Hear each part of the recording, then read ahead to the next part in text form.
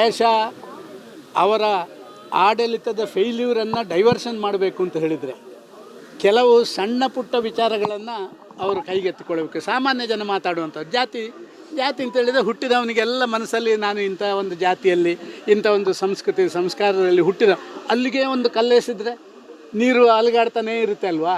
ಆಗ ಇವರ ಡೆವಲಪ್ಮೆಂಟಲ್ ಆ್ಯಕ್ಟಿವಿಟೀಸನ್ನು ನಿಲ್ಲುವಂಥದ್ದು. ಇದರಿಂದ ಏನಾಗುತ್ತೆ ಅಂತ ಹೇಳಿದರೆ ಈ ಒಡೆದಾಳುವ ನೀತಿ ಇದು ಯಾವುದೇ ರಾಜಕಾರಣಕ್ಕೆ ಒಳ್ಳೆಯದಲ್ಲ.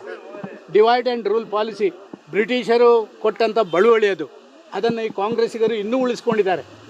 ಈಗ ಎಲ್ಲಿವರೆಗೆ ತಲುಪಿದೆ ಅಂತೇಳಿ ಹಿಂದಿನ ಮೇಲ್ಮಟ್ಟದಲ್ಲಿತ್ತು ಯಾವುದೋ ಧರ್ಮದ ಬಗ್ಗೆ.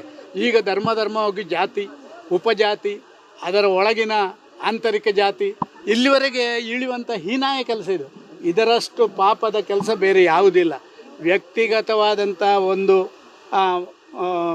ಸಾಮಾನ್ಯ ಮನುಷ್ಯನಿಗೆ ತನ್ನ ಮೂಲ ವ್ಯವಸ್ಥೆಗೆ ಒಂದು ರೀತಿ ಕಲ್ಲು ಹಾಕುವಂಥ ಕೆಲಸ ಕಾರ್ಯಗಳನ್ನು ಮಾಡೋದು, ಅವನ ಮನೋಸ್ಥಿತಿಯನ್ನು ಬದಲಾವಣೆ ಮಾಡುವಂಥದ್ದು, ಇದು ಖಂಡಿತವಾಗಿ ಆಡಳಿತಕ್ಕೆ ಗೌರವ ಕೊಡುವಂಥದ್ದು.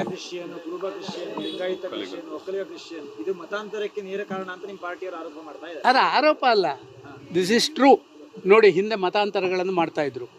ಈ ದೇಶದಲ್ಲಿದ್ದಂಥ ನಮ್ಮ ಹಿರಿಯರುಗಳೆಲ್ಲ ಮತಾಂತರವನ್ನು ಪ್ರಬಲವಾಗಿ ವಿರೋಧ ಮಾಡಿದರು.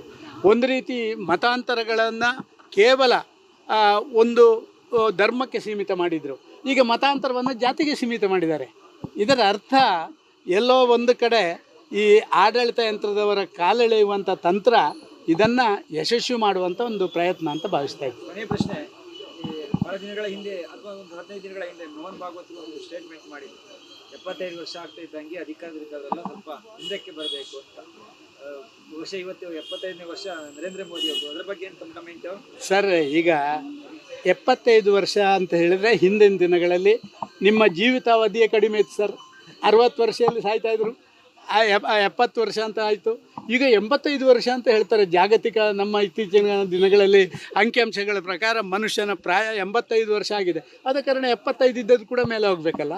ಹಾಗಾಗಿ 80ರವರೆಗೆ ಇರ್ಬೋದು.